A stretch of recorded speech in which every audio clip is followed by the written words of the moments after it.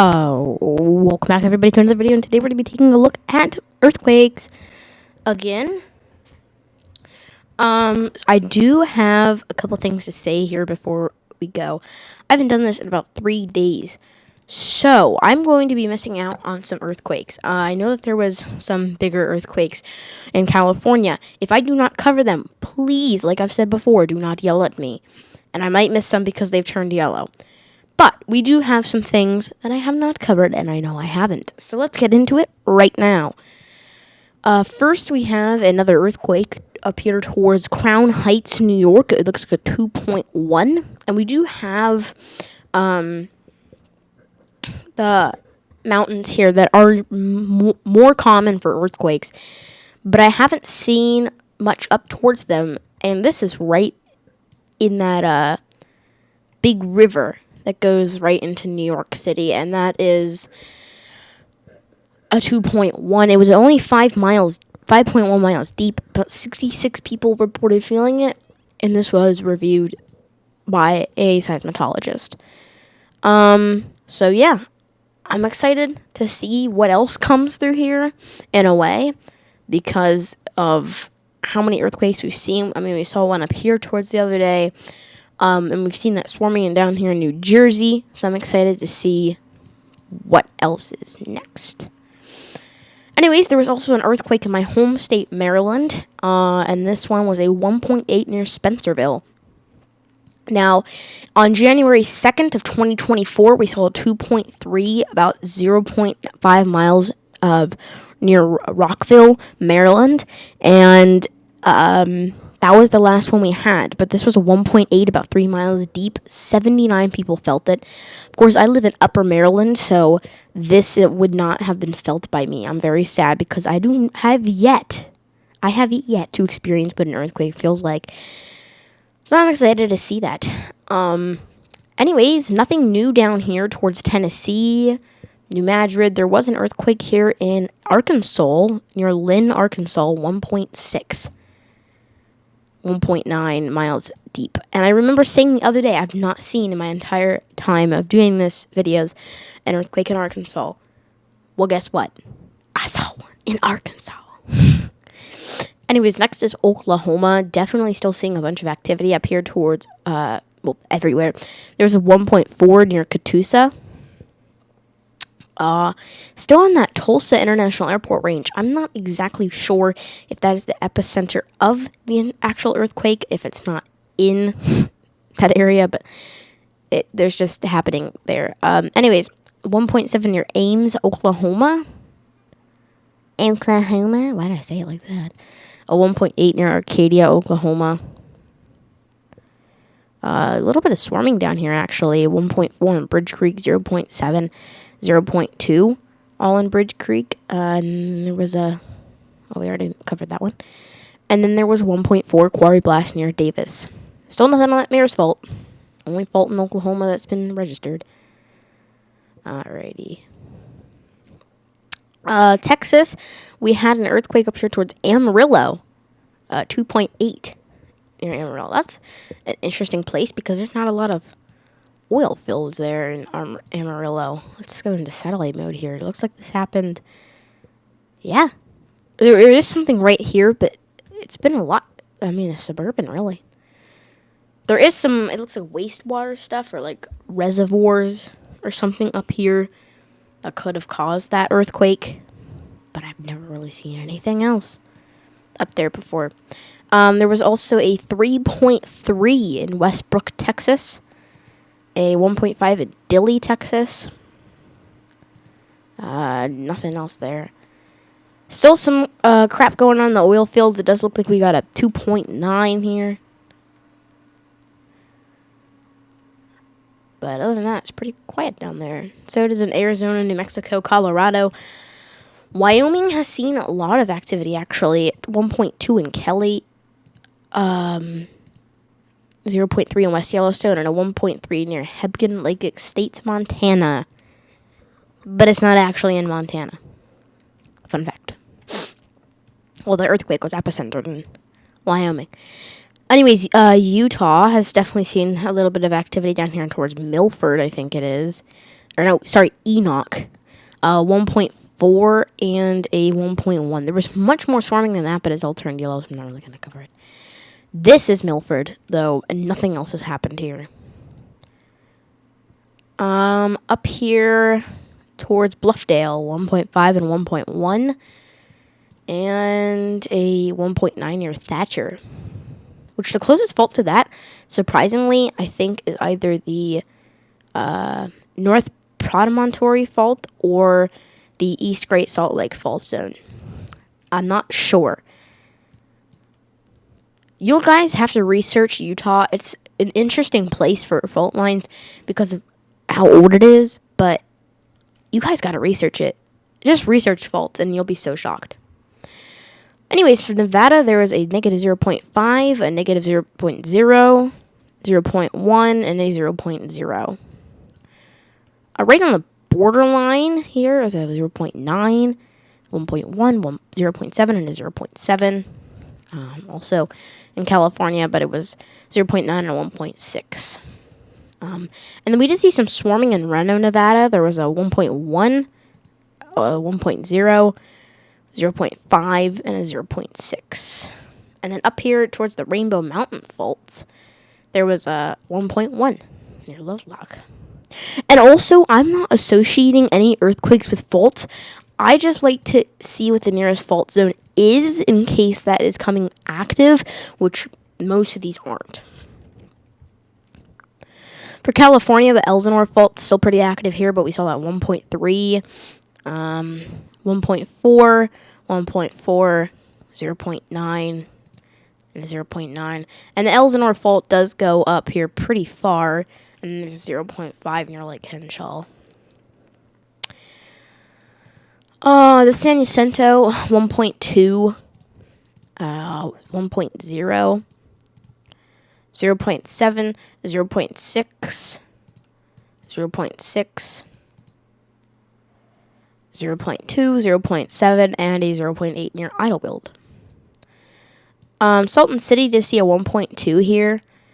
And right off the San Andreas on the Hidden Springs Sister Fault, there was a 1.0 near North Shore. And we did see that little uptick in activity down here on the Brawley Seismic Zone and the Imperial Fault. And we had remembered, I'm pretty sure if you guys remember it, I'm not sure if it will go back that far. It shows a little bit of it here, but we remember this swarming down here and this swarming up here. And that is, sorry, my cat's making tail noises. Anyways, up this way, there was a quarry blast, 1.1 quarry blast in Home Gardens. Right on the San Jacinto Fault, there was a 1.2, 0.8, 1.5, and a 1.2.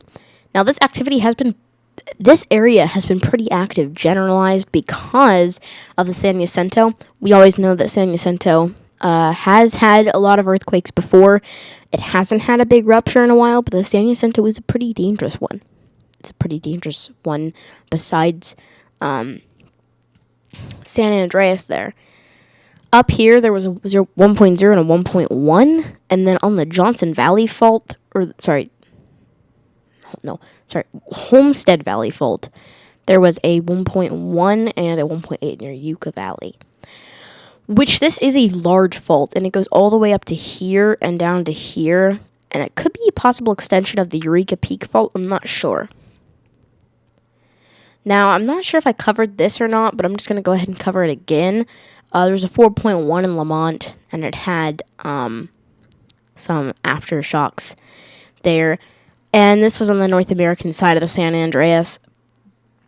And this is towards the unnamed fault of the 1952 fractures. I'm sure other people have covered this, but I don't really know what the 1952 one was. You could look that up. This fault is very long and lengthy here and could cause some major earthquakes. Now, it does have a lot of quarry blasts. There was an actual earthquake on here, a 1.0 right on the fault there. Towards Bodefish, there was a 2.1. And Ridgecrest has been pretty active here, 1.2 in Cyril's Valley, a 1.3 quarry blast in Cyril's Valley. You don't see a lot of quarry blasts there. Well, 0.8 near Little Lake. And some actual swarming up here, 1.1 and 2.6. And then some other swarms around here on these fault lines. Over here, it just came in today. 3.2 in Lopez Point, about 3.4 miles deep. And that was 4 people felt it. It was reviewed by automatically, and not by seismologists, which is kind of interesting. Right on the San Andreas, though, there was some earthquakes here. It looks like a 1.0, a 3.2, 1.8, and a 2.3. There's also 1.4 near San Juan. Still some earthquake activity up here. Swarming fashion, 0.7. Up towards this Hayward fault. But this was actually on the Calaveras fault, which is another bigger fault there. Still some earthquakes up here. It looks like there's actually one on the Connaughton Bay fault. 1.6 out of that swarm fashion there. So, we have seen a lot of activity on the Macama fault too, which is what triggered this 4.3. Yeah, 4.3 towards Laytonville, and then there was that 1.9. Which Macama fault, to be honest, is a very long, lengthy fault. And it comes out of that Healdsburg fault, and it kind of joins in. I'm sure it's a sort of an extension. And then here on this Bartlett Springs fault, there was a... try to click on it, 1.9. Then down here, there has been some activity, 1.9 near Tom's Place. And near Lake Tahoe, there was a 0.5. Nothing on the Cascadia subduction zone, actually. I mean, there's this teeny tiny one on the 25th. And then the biggest one I think we've seen is a 3.0 and a 2.1 in Petrola. And it's been pretty quiet on the Cascadia, actually. For Oregon, there was a 1.1 near Drain, Oregon. Who would live in Drain, Oregon? I don't know. Washington, Mount St. Helens, 0.7 and a 0.2. Still a lot of activity here on Mount St. Helens. We did see that 2.1 closer to Morton and Mossy Rock. But it's still on that summit. You know, it goes down it like that. Nothing on Mount Adams, but Mount Rainier has been pretty active here, honestly. 0.5 and a 0.5 here. And then right on the Seattle fault zone was a 1.9 in Seebeck. Nothing new on Mount Baker. Nothing new there. Looks like there was a 2.1 explosion near Princeton, Canada. Of course, that is by actual people and not by natural. Anyways, I remember mentioning that general uptick in activity here towards Yakutat, Alaska. And we did see that 1.2 there. But after all this activity, it's strained up here towards past Mount Logan to a 4.3, only 6 miles deep. Nobody felt it. It was reviewed by a seismologist, so it's not going to change. But this was a 4.3. And it was pretty close to the Denali fault, actually, which is the East Muldrow section, the Shackwalk fault. But I would say it's closer to this plate boundary here than it is to the Denali. Well, it's in between, basically. In between.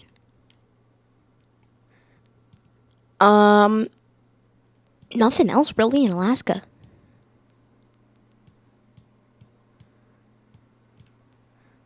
There was this small 3.3 on the Aleutian Trench. And this side of the world's been pretty active. 4.6. Hold on, I'm going to look something up real quick on Sorry, I'm muting my other device here real quick. Just give me 1 second.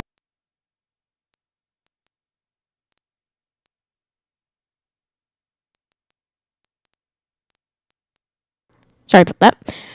4.6 in Nami, Japan. And right on here, there was a 4.8 towards Manila, actually. 4.7 near Luwick. A 4.4 and a 4.6 on this trench. Been pretty active, actually. And on the Java Trench, there's a 4.5, 5.6, and a 4.5. It's been really active over here on the other side of the world. There's a 5.2, 4.8 in Port Vila. 373 miles deep is a 4.5, but nothing new down there. China has seen a little bit of activity, actually, a 4.3, 4.8, a 4.7. And that would be it.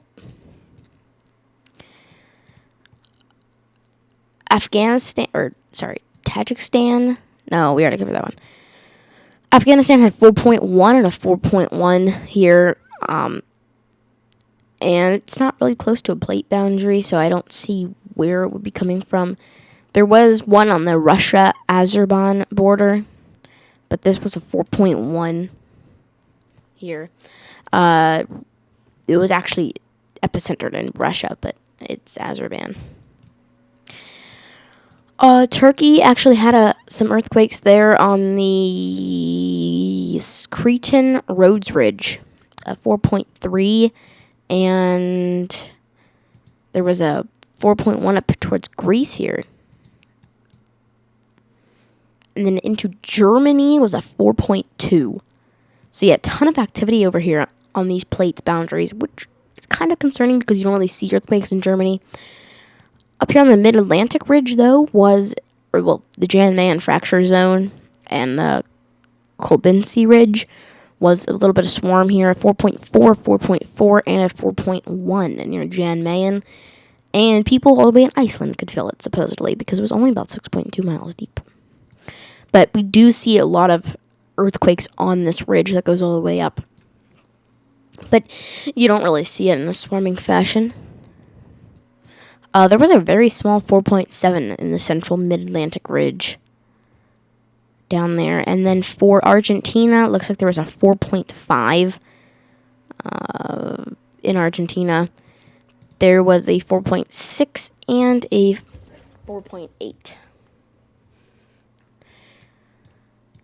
And there was also, for Puerto Rico, a 2.5 and a 2.9, as well as a 3.4. So yeah, that pretty much covers it. There hasn't been anything else. Hawaii's been pretty quiet. 3.1 and a 2.1. Still not here by that Loei Seamount, but pretty quiet, actually. A little bit on the more low of 2.2, 2.8, and then 1.7. But yeah, thank you guys so much for watching, and I hope to see you again later. Bye-bye.